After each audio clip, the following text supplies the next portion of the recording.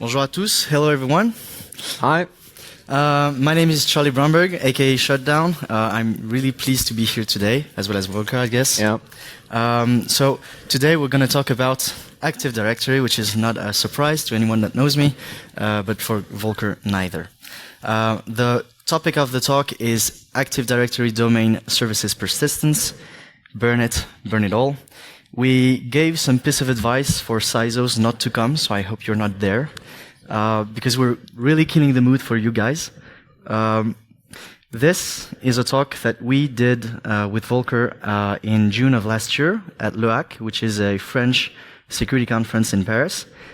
We did it in French because we're French, and today we have the opportunity to do it again in English this time for the English-speaking community. The topic of the talk is basics. It's basic. I mean, it's Active Directory persistence technique to cover the whole landscape of attacks that exist on that topic, but also try to answer a hard question, which is, when my Active Directory domain is owned by someone, by an attacker, do I have the ability to recover from it and take control again? Our answer from that is no. We advise you to burn it. Hence the title of the talk, Burn It All. But we want to convince you of that, so hence the talk. Okay, so briefing and content for today. We're going to talk about various techniques, so golden gmsa, skeleton key, Krbtgt delegation, SID history, and admin as the holder. Some of you may know some of the techniques, but we are going to talk about it either way. After that, we are talking about DC Shadow, which is a technique that gathers them all. That's a meta technique, vehicle, if you can say a vehicle for other persistence techniques. And after that, we are going to talk about some ADCS persistence, so stolen CA, rogue CA, ABICEs, and golden certificates. And wrapping things up, just a reminder, if you pound a domain in a day, we stay there for a year, we're not the same. Yeah, so if you feel like there are too much technical things in there, don't hesitate to slip a bit. I will wake you up once at a time. Yeah. It's nap time, so that's a lullaby. Yeah, you have 45 minutes. Maybe we can darken things up, but yeah, we hope you have a great journey with us.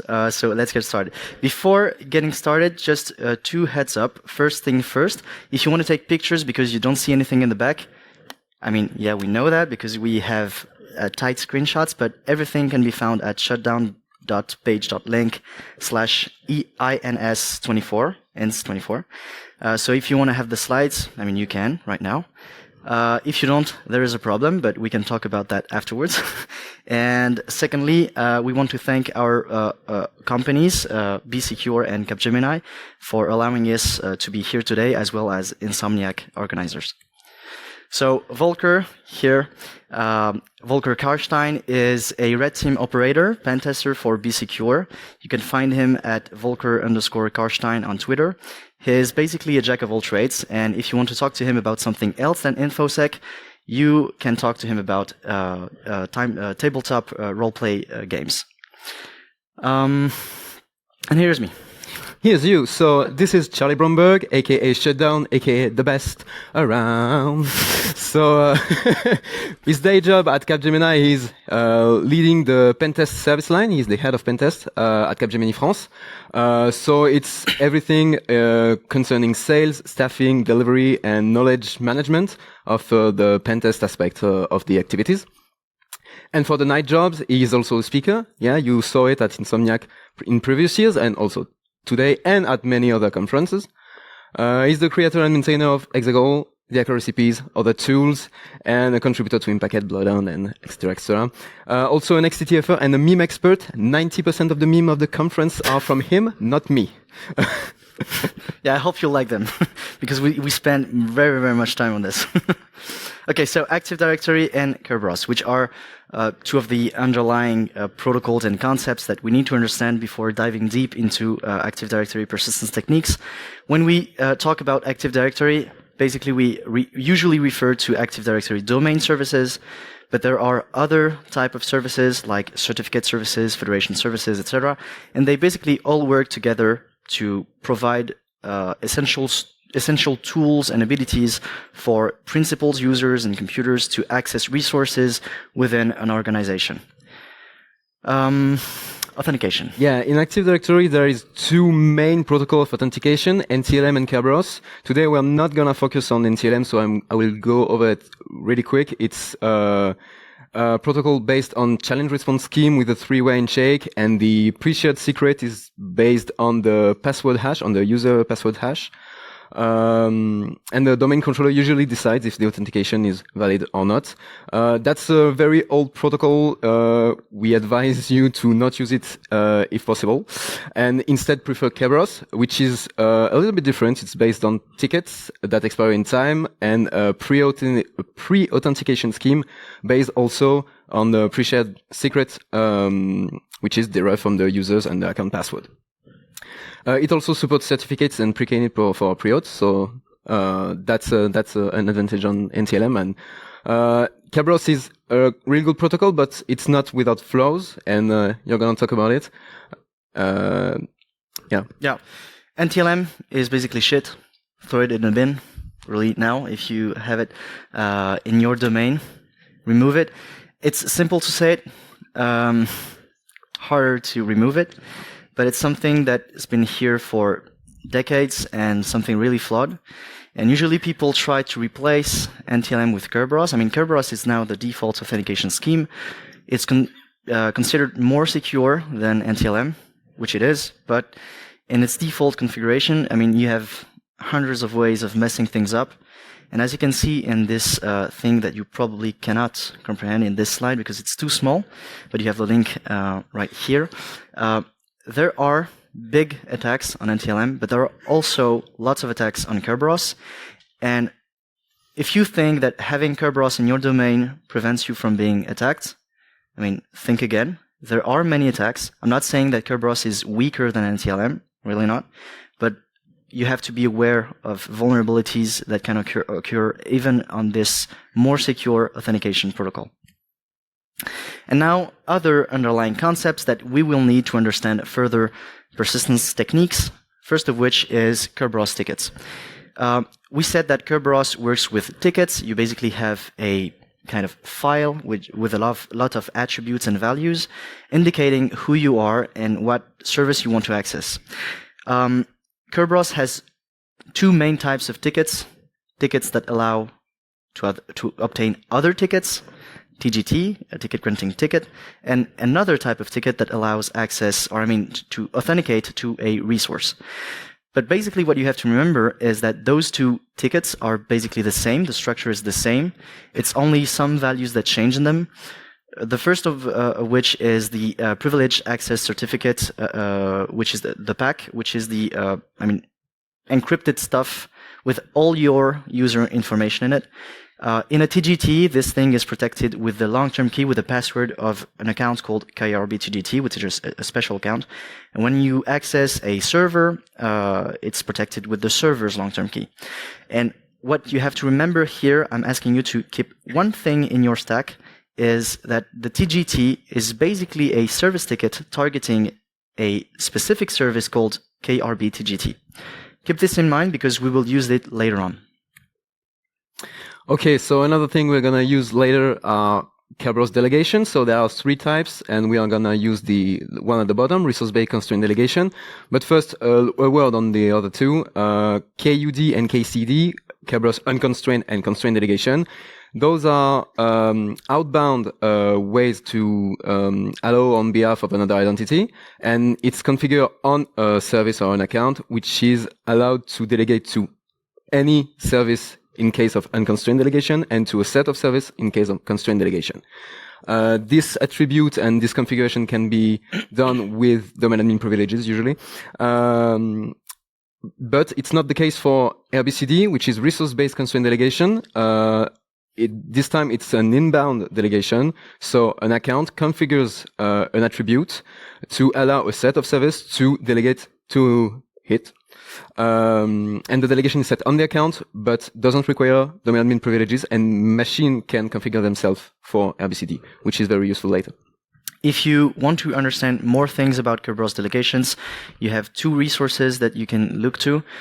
First of which is Elad Shamir's huge blog post about it, and second is a talk that I did 2 years ago about it.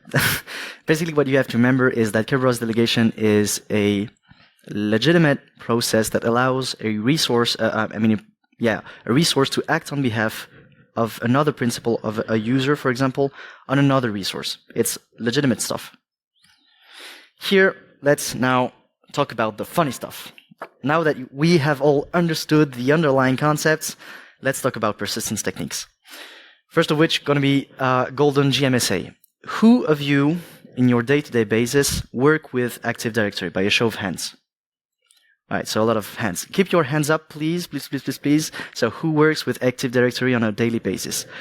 Who has service accounts in those Active Directory services? Keep your hands up. Okay, so a few hands down, but majority has hands up. Okay, so now who uses for those service accounts the group managed service accounts concept, the GMSA concept? Keep your hands up, the other ones. All right. So those who lowered their hands, listen up, because this is something very interesting for you. If you're using service accounts wrong, we advise you to look for GMSA to understand how it works and implement it. But if you do, keep this in mind, the golden GMSA attack.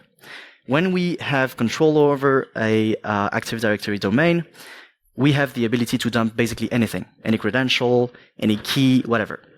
The goal when we are doing persistence is to gain access, persistent access to the domain, so that even if we are removed from a resource, for example, if the response team kicks us out of the network, whatever, if we gain access again to the network, we have basically the ability in 5 minutes to gain all privileges again.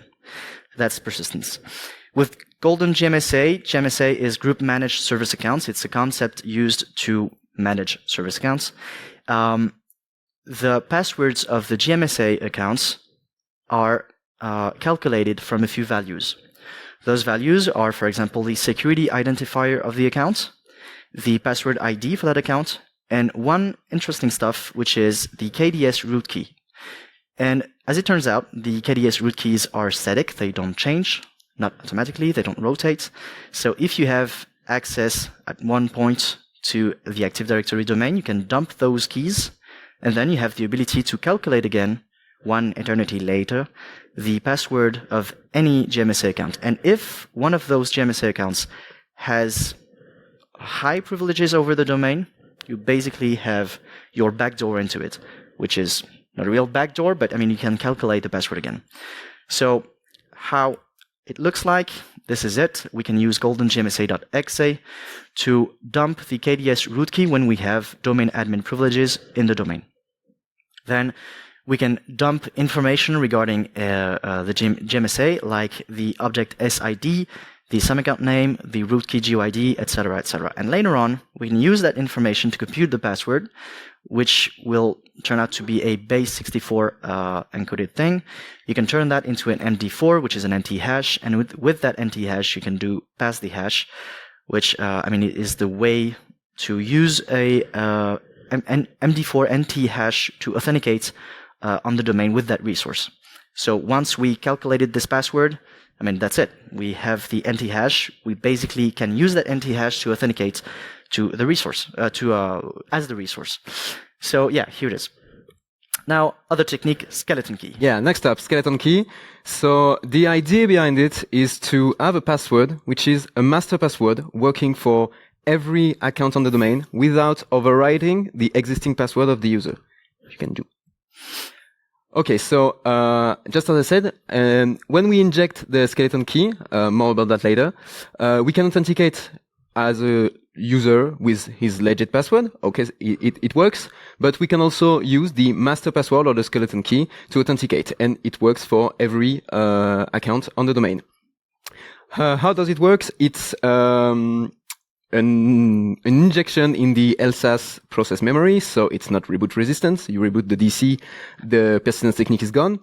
And it's, in a sense, upgradable with DC Shadow, but again, more about that later. For the practice side, you can use Mimikatz. Thanks, Gentil with privilege debug and miss skeleton. And by default, the master password is mimicat. So you have on the left the little scale rex injecting the skeleton key, and as you can see, we can authenticate as Mario with his legitimate password, I Goombas, but also with mimicat, and the same for Luigi. Better than Mario works; it's its legitimate password, but mimicat also works. And now another technique, which is one of my favorites. It's a fun one. So hang tight, because it's delegation. I love delegations.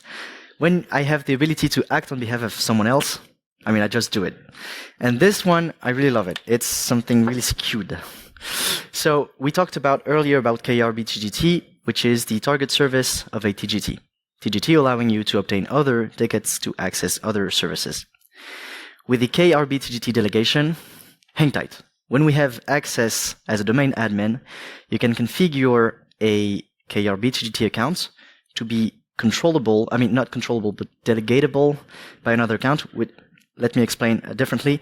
If you control another account, for example, attacker can be set to act on behalf of anyone targeting Krbtgt. What does this mean? This means that you have the ability to obtain a ticket on behalf of whoever targeting the Krbtgt. But, as we said earlier, the Krbtgt is the target service of a TGT. So this technique, when it's configured, allows you to basically obtain a TGT for anyone. And I love it. The only caveat to this is if you have configured some domain admins or some sensitive users to be protected against delegations, this won't work. But, I will not do a show of hands again, but I'm betting many of you didn't use that feature and didn't protect their users against delegation, so this will work.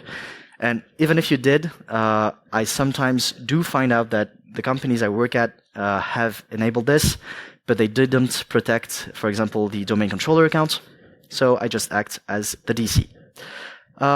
It looks like this. It can be done in Python or PowerShell. I hate using Windows. I love breaking it, so anytime I can use not Windows, I do it. First step is to create the computer account, which we will give the permissions to.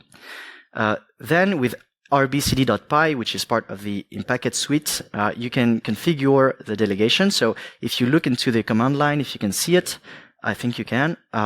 Delegate from is Wario, which is my account, which is the evil account, and delegate to is Krbtgt. And as Volker said earlier, this is an inbound delegation, so this configuration is stored into the Krbtgt object. Once this is done, I can see that Wario is allowed to act on behalf of another identity, referred by his SID. And once this is done, I can obtain a service ticket, which is an impersonation service ticket, which is legitimate stuff again, and then act on behalf of Mario. And what this looks like, what it produces, is a ticket.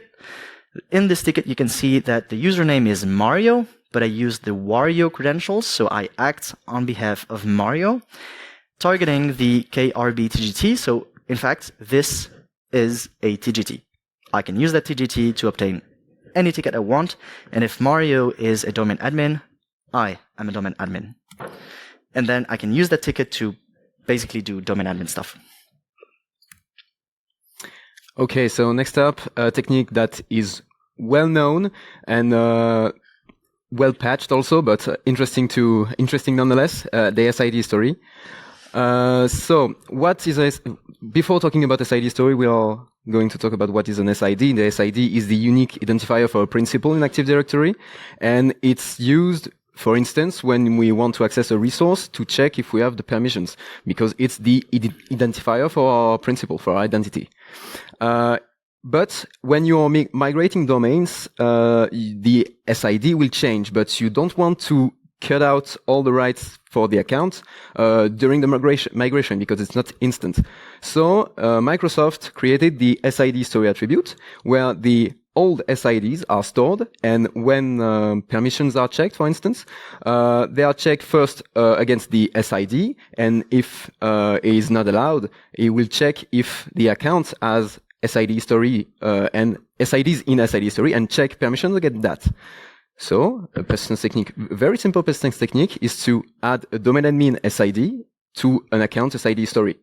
And voila, the account will have domain admin privileges. It can be done pre-Windows 2016 with Mimikatz and post-Windows 2016 with PowerShell DS internals, which is not stealthy at all. But maybe we can do it remotely with their DRS add SID history. Maybe. Further research needed. Yeah, we didn't test it, but we saw it in the documentation. We were too lazy to test it ourselves. So if you want to do it, please do it. Raise your hands if you're interested. No one. And then don't hesitate to DM us if you find some information related to that. So yeah, practice side, pre-2016 Mimikatz goes great. It's okay. It goes very well. Privilege debug, SID patch to patch the NTDS and inject the SID of domain admins group into the SID story of WorldWG. And then, okay, it works. WorldWG has domain admin privileges.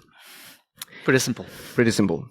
when it gets tricky, it's post 2016. You have to install DS internals on the domain controller, and after that, just get the privilege account SID. And after that, the not stealthy part. Next slide. Is that you have to stop the NTDS service, make the modification, reboot it.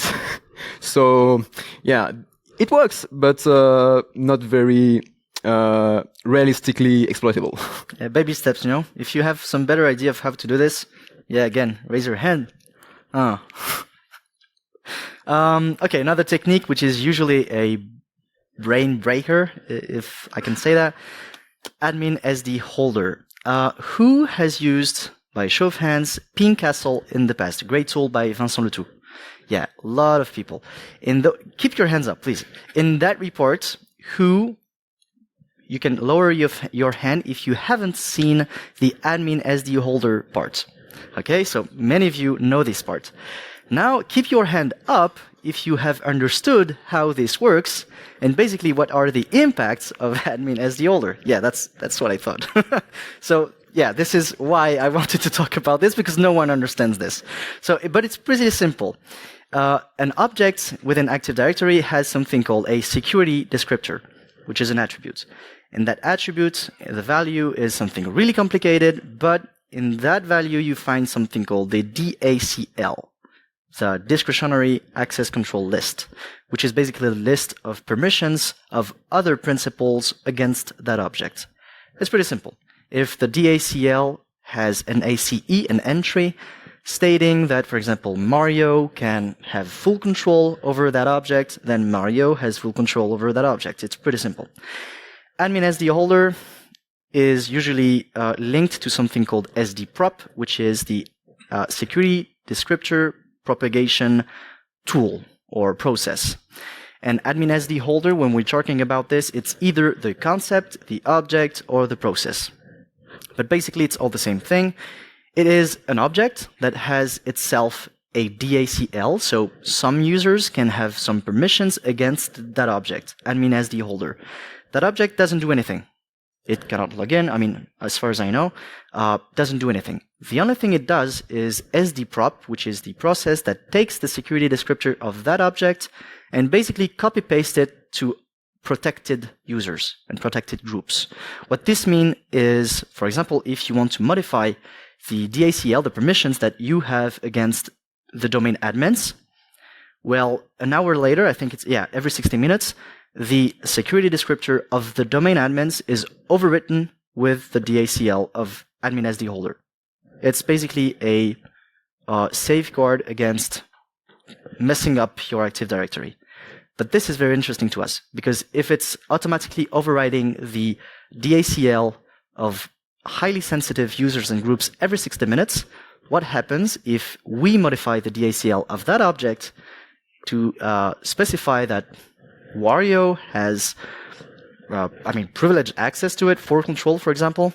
What this happens is you can rest a bit for an hour, go to sleep, and then wake up, and then an hour later, you have those same high privileges against the domain admins, domain controllers, blah, blah, blah. Maybe not the domain controllers, I'm not sure. Yeah, DCs. Okay, this is written here. So what it looks like, not funny stuff, but funny stuff. The ACL edit is one of the tools. I don't think it's merged right now in Krbtgt. I'm not sure.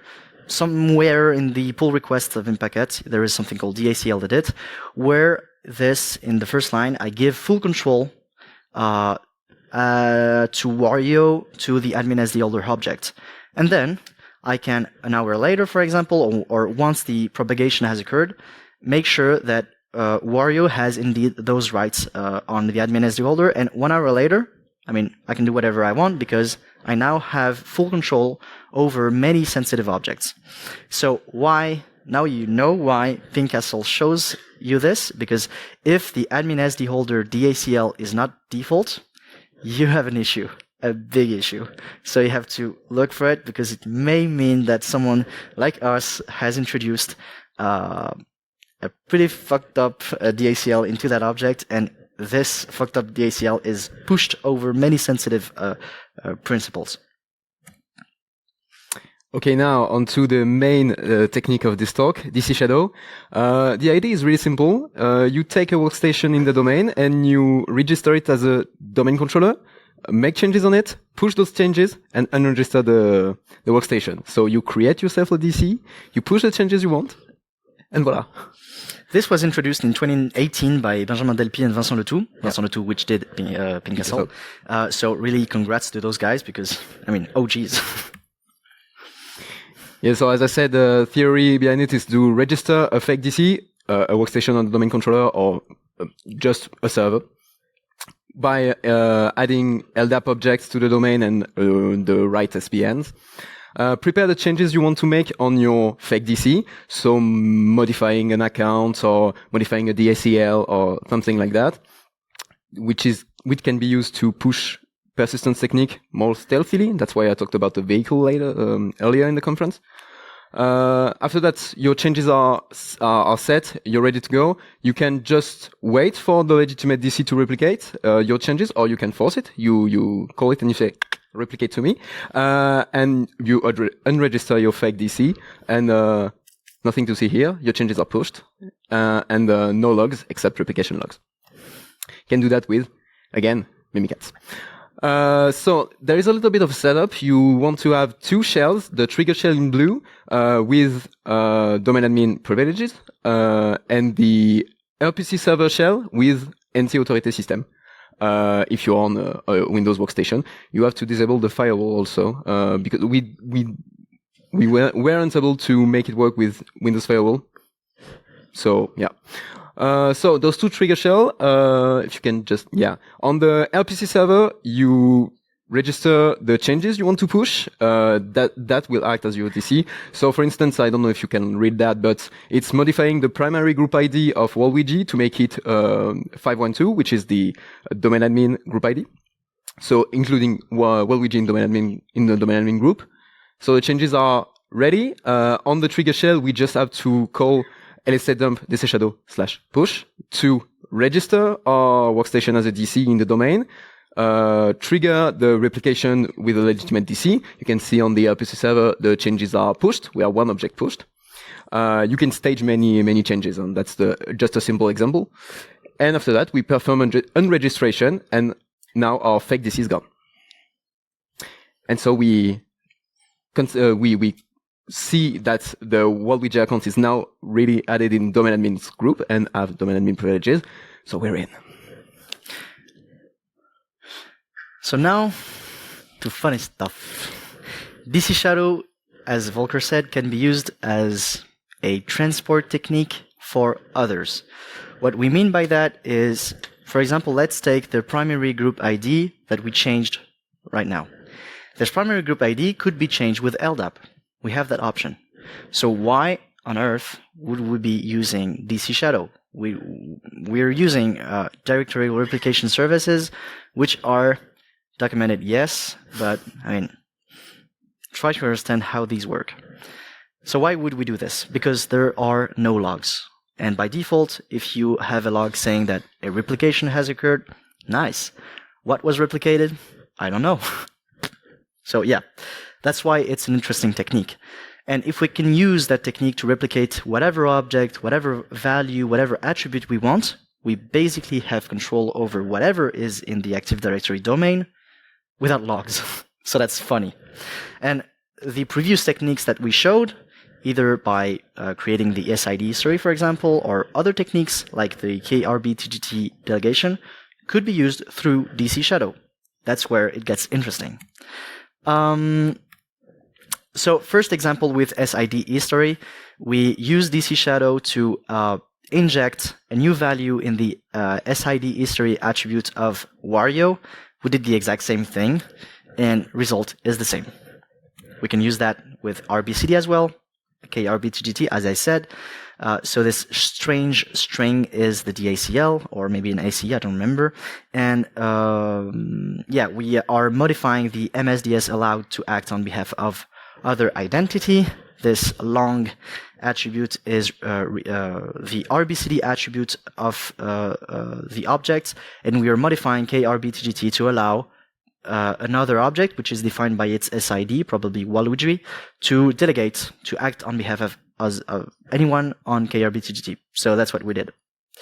And once this is done, again, success, few logs. Also, an important thing to note is that, remember, with SID history, you had to patch the NTDS, stop the service et tout. But with DC Shadow, you don't have to do that. It's you can just edit the attribute without having to do anything as complicated as we saw earlier. So that's no logs, but also allowing us to reuse an old technique anew. It's kind of a generic technique because you're having a black box where if you have the right value, the right attribute, and the right value type, you can basically modify anything you want. And you can modify many, many things at once with few logs. So you can combine those two techniques, and once you have the ability to maybe do something like Krbtgt delegation through DC Shadow, I mean, that's where it gets interesting. And good luck on the blue team to finding that out. Yeah, so we have other persistence techniques that rely on other types of services such as ADCS, Active Directory Certificate Services. It's the Microsoft implementation of public key infrastructure. There are many techniques showcased by SpectreOps a few years ago, maybe it was 2021, I don't remember, in a huge white paper where they described many escalation techniques, but also persistence techniques, domain persistence techniques. The first one is dpersist1, which is the stolen CA technique, where you basically have to steal the private key associated to that certificate authority, and since that certificate authority is trusted everywhere, you can forge certificates and act on behalf of anyone. Pretty simple, you can do this with a seatbelt to enumerate the CA certificate, steal the key with some tools like Mimikatz or Sharp DP API, and forge the certificate, and then use that certificate with something called pass the certificate, which is basically using pkinit with Kerberos to authenticate with that cert. Next is the rogue CA, so dpersist2, which is kind of the same thing, but we don't dump the private key. We just forge a certificate and push it as a trusted certificate and a certificate authority.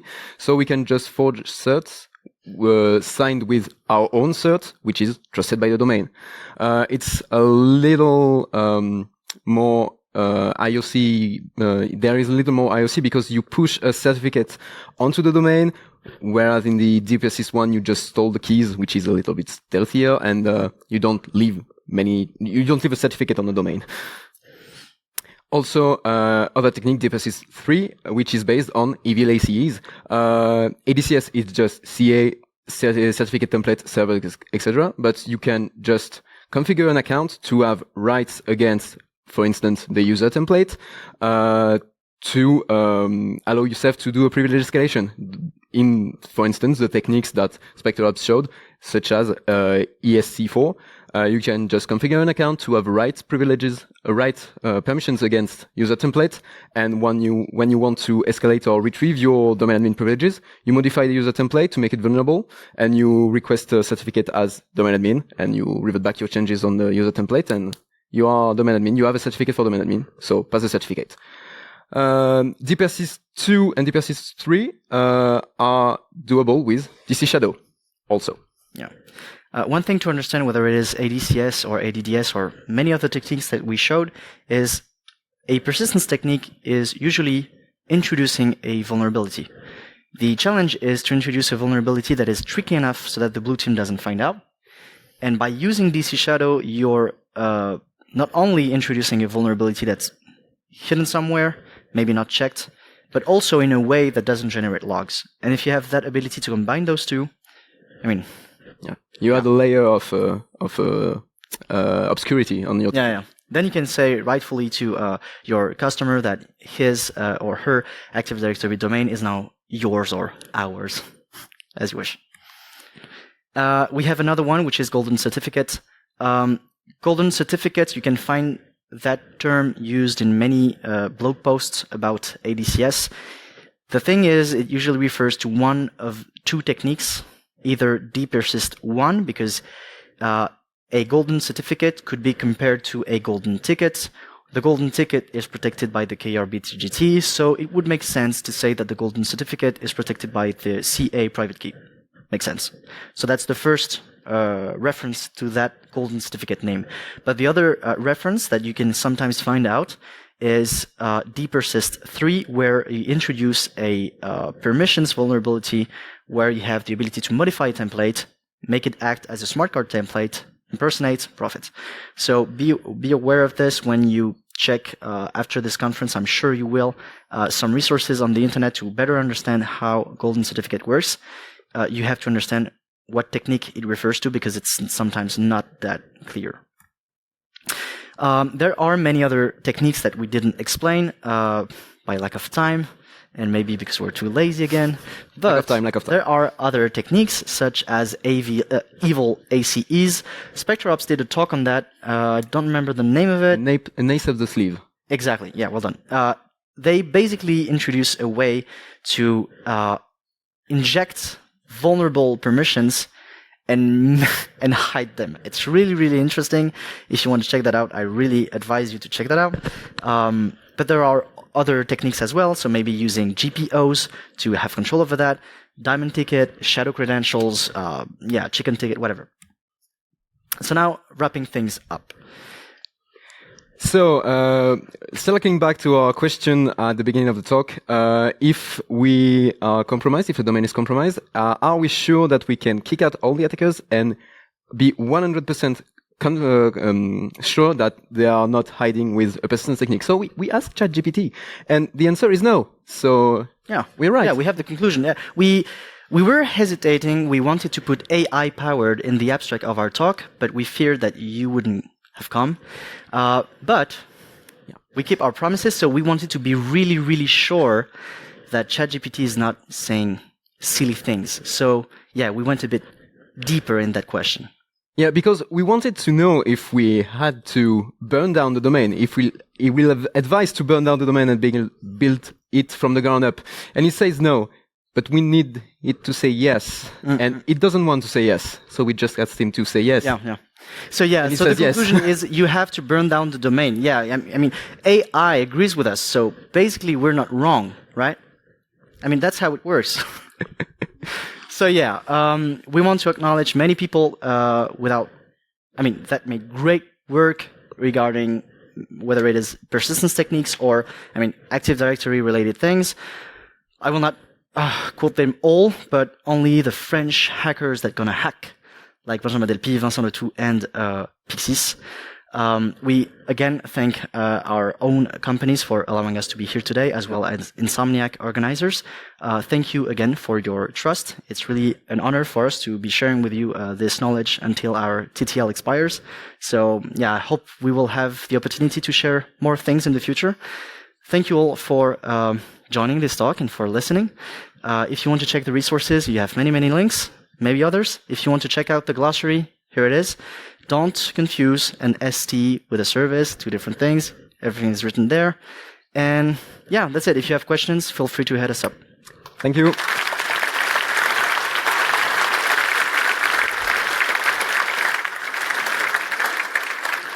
Cool. quick introduction to the questions. If it's something related to detection or defense, we will not answer.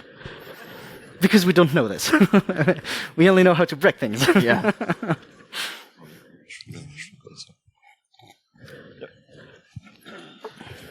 Defense is not in our job description. Any other questions after that one? It's really an honor to see that you all understood things so perfectly that you have no question at all. So thank you all. They just slept the whole conference. Yeah, maybe. Yeah. We're going to have to talk about that. Hi. Thank you guys. Great work. Great presentation. I have a question with regards to the use of DC shadow in production networks. Yeah.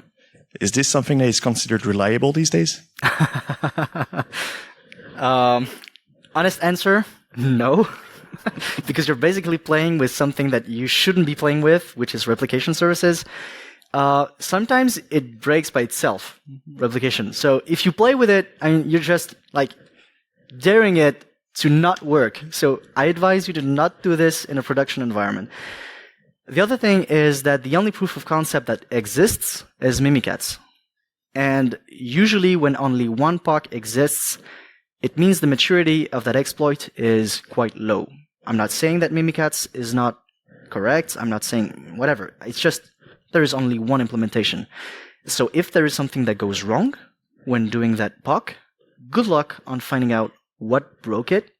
Even Benjamin himself says that you don't have to play with fire here, and this is not to be messed up with in production.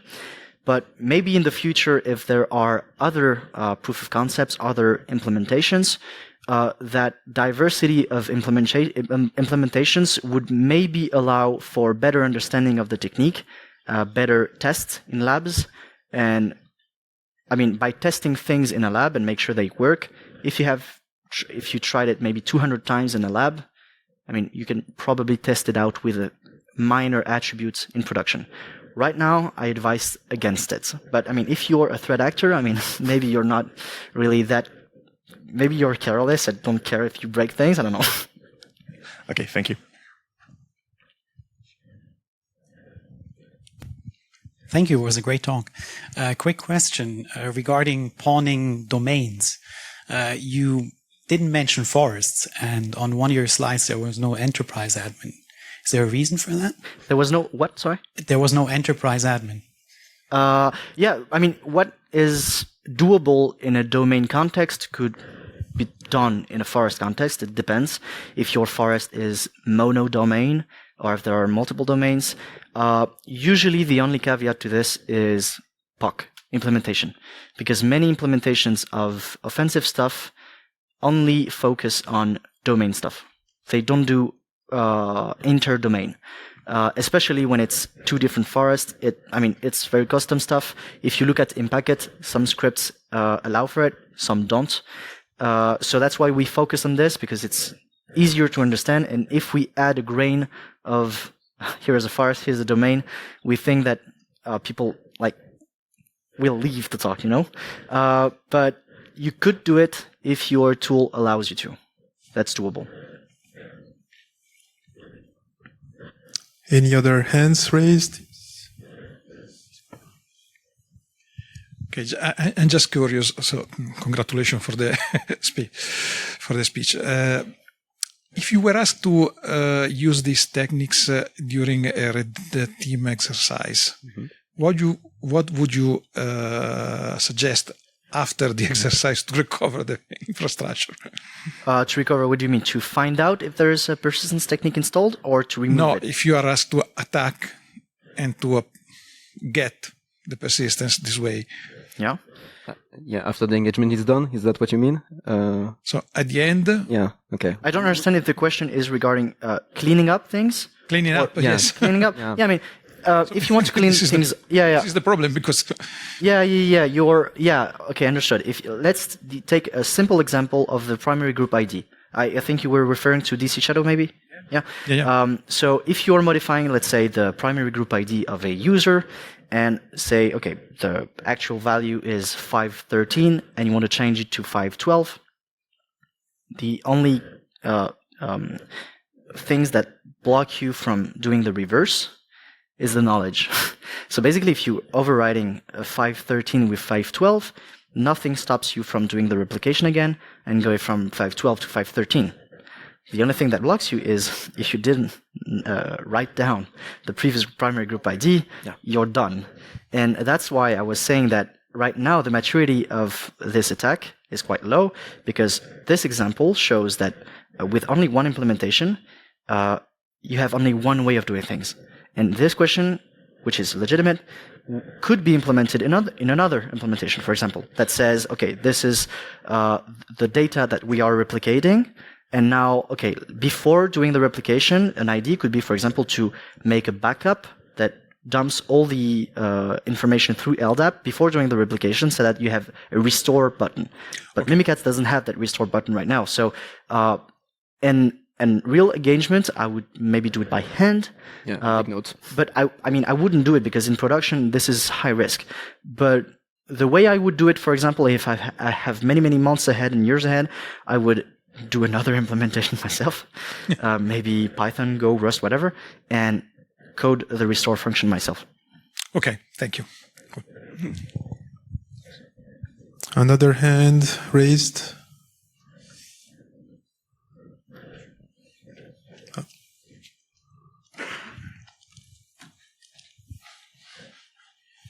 Thanks. Maybe I'm asking too much. Maybe you won't answer the question.